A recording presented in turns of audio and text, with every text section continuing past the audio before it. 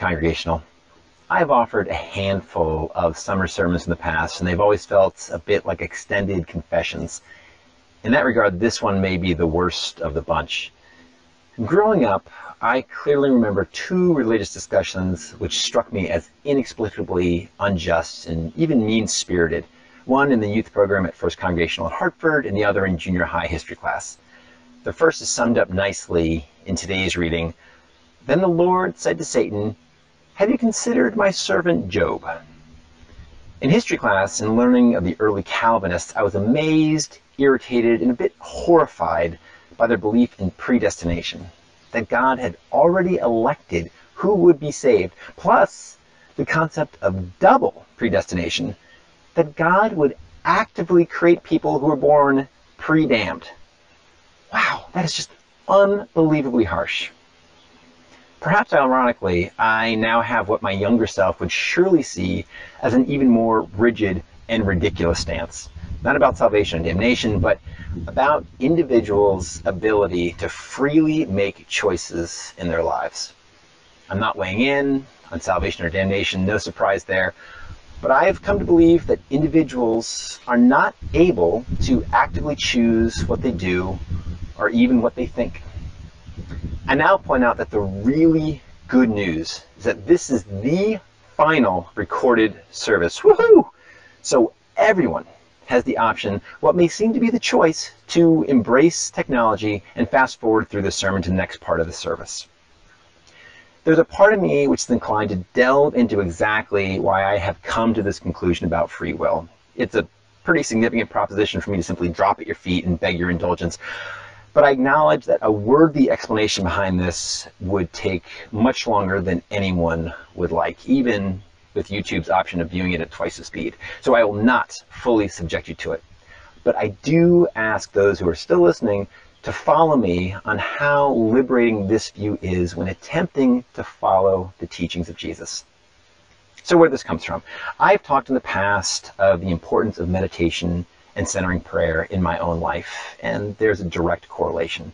Psalm 46:10, "Be still and know that I am God." It's a very powerful direction for me. The practice of centering prayer is very simple, and the tradition comes from Jesus' teaching in Matthew 6:6. When you pray, go to your inner room, close the door, and pray to God in secret, and God, who sees in secret, will repay you. Practice is very simple. Sit, be still. Many will choose a word to help focus. When thoughts arise, recognize them, watch what happens to them, and return your focus to a selected word or perhaps to your breath. Simple. Day in and day out, there is no more accessible way to know God. After you've practiced this for a while, you may come to see how thoughts actually arise. They come unbidden. And this is important. You find that you don't think, but rather thoughts simply occur. Practitioners of centering prayer recommend you acknowledge that these thoughts come forth from the Spirit. Consider that nothing is more powerful than thoughts when it comes to establishing who we believe ourselves to be, or for that matter, for distracting ourselves from the presence and the presence of this creation. With this observation, what follows may seem disconcerting at first, but I suggest you'll find that the concept of free will is a construct which doesn't hold up. You simply don't have the ability to choose like you have convinced yourself you do. Here it is in a nutshell. If you pay close enough attention to how thoughts arise, you'll see that you don't create them yourself. They flow through your consciousness, auditioning for your attention, at which point you're carried off by one, sometimes acting on it. While this is difficult to accept, as it runs counter to our very identification of who we believe ourselves to be, there are actually pretty straightforward examples which, when paying close attention, don't require any experience with meditation at all, but can quickly showcase how our decision-making process works and why we all naturally convince ourselves that we have, in fact, made a choice. To be clear, this is not my idea. I'm taking it from others. And from those familiar with the work of neuroscientist and author Sam Harris, decidedly not a religious man, this is straight from his work. But regardless of personal beliefs, the lack of free will is completely compatible with God's creation and the teachings of Christ. For those who are still watching, let me know if you'd like to discuss this part further, but I won't belabor the point for now. Again, I acknowledge this is the major assumption I'm asking you to make, but follow me with the concept as if it were true to you, and I ask that you examine this idea more thoroughly yourselves. So much of what we believe to be our own free will is connected with our insatiable need to believe in our own control, and just as importantly, our need to believe that others have that control themselves. As Christians, we believe that this creation is God's. The teachings of Jesus command us to put all of our faith in God. Technically, this should not be a difficult step, but of course it is. Now, this is another important part. Rejecting the notion of free will does not equate to a fatalistic perspective of why bother, it's all in motion, predetermined, and nothing can be changed. No. Fatalism like that is fully different from determinism. A deterministic view, I'm suggesting, understands what God has created and appreciates that lives for individuals in the creation are put in motion as a matter of circumstances and luck. At its core, it means that if you or anyone were able to rewind, to go back in time, you and they would do the exact same thing each and every time. With everything the same, you would do the exact same thing. You would make the same exact choice. And if that's the case, it really isn't a choice at all. Now then, what you do, what you plan, what you learn, who you encounter in random events along the way, these things all affect what will happen in the future, no question. But the decisions you make to plan, what to focus on at any given time, well, you don't actually choose those things along the way yourself. In a trivial example, consider the people who have already gotten irritated by the sermon and have skipped ahead in the service. There are an infinite number of reasons they may have done so. And I know they would do so again given the exact same infinite set of circumstances. But it's also possible that if something had been different for them in that moment of choosing, they may have stuck around. Regardless, and this is what I'm getting at, I can't blame those people for not wanting to stick with me on this. The idea that people don't actually have the ability to choose can be unsettling. So much of how we interact with and judge people in the world is predicated on the assumption that we all make choices, and these choices largely define who we are in the world. People who particularly struggle in this life, struggle with the infinite circumstances of this creation, we may sympathize, there but for the grace of God go I, but really, for lots of people, there's a strong urge to believe that if they applied themselves more, and smarter, or made different decisions. Sure, we all know that life is unfair, but there's a balance, right? And the success that we've had ourselves, that's deserved. Satan, have you considered my servant Job? This seems the very beginning of a horror story or a sick joke.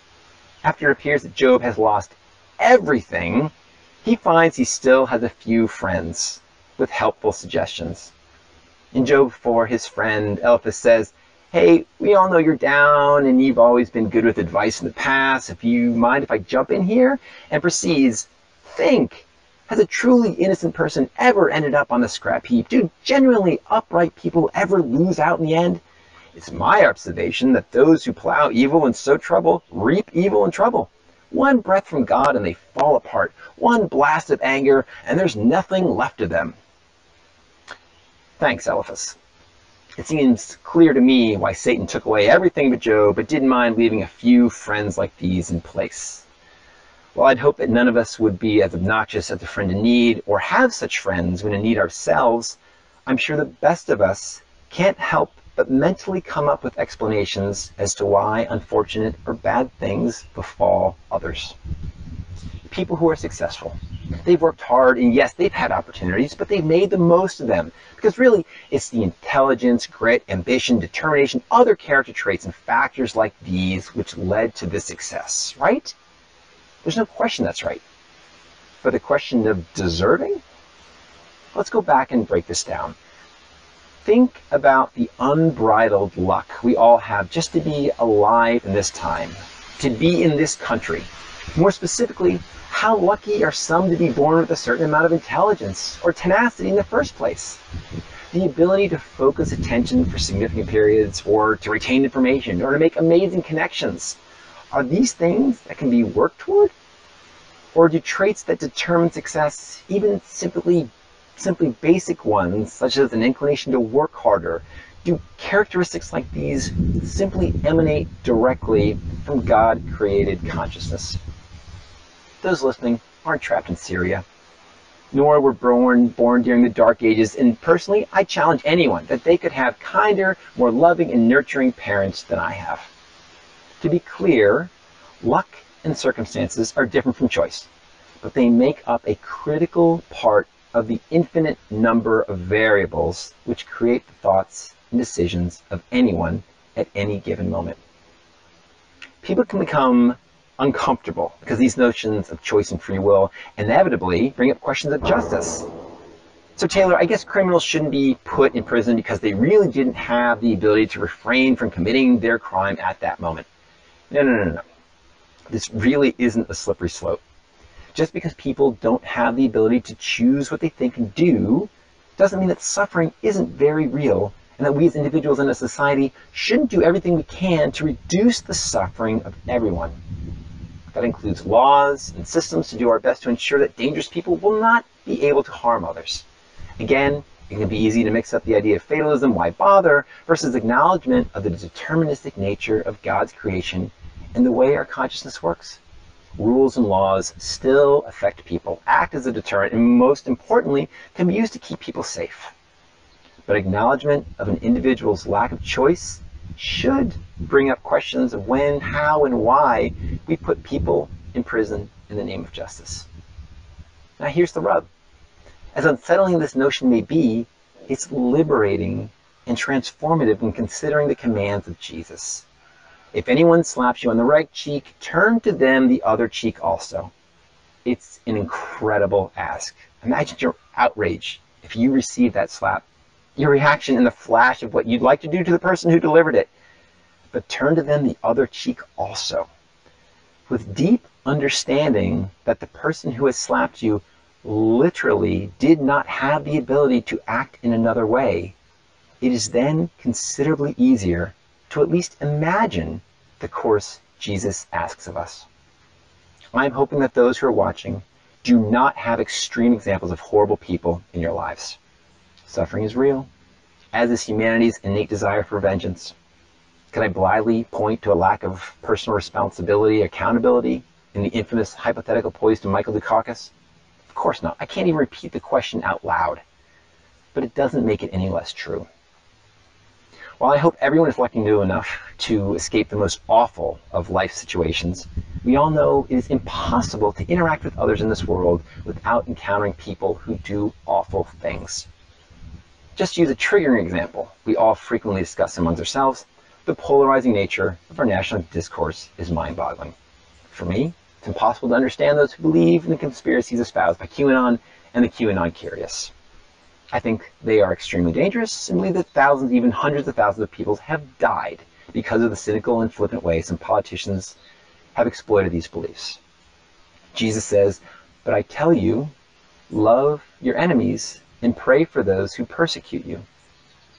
Acknowledging that the people who believe these things have no choice makes it possible to understand what Jesus is asking. I also need to view the politicians and media personalities in the same way. Fight these people and ideas? Of course. Hate them because of their ideas? Yeah, the outrage and indignation make it really, really tempting. But the lens of compassion is somehow possible to use. Now consider the mundane and all too common examples, the person who cuts you off in traffic, or coworkers who let you down.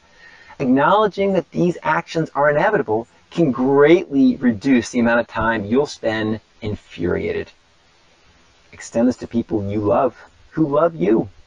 The number of annoying and irritating things that I do that my wife, Christine, has to deal with? Perhaps I'm offering this entire meditation as an attempt to convince her that no matter what I've done or said in the past, given all those circumstances, I'd have done the same again, no matter. All I can do now is take those moments and learn from them so that I can influence a small portion of the infinite number of God-created variables in my future. In some ways, the most powerful notion is extending this understanding to yourself. So often we want to do better, to do more. We beat ourselves up over mistakes, whether made recently or made in the distant past. These mistakes and learnings will be a part of the infinite number of variables which determine future decisions, but you can actually forgive, release yourself from these mistakes because they were, in fact, inevitable. Whatever the mistake was, I hope you don't do it again. But back then, you would always have done just that. So let it go. Your own consciousness is the greatest mystery in God's creation. Jesus commands us to love God and love one another. Trusting in God's creation while realizing the limitations of agency within God's creation is a path for both.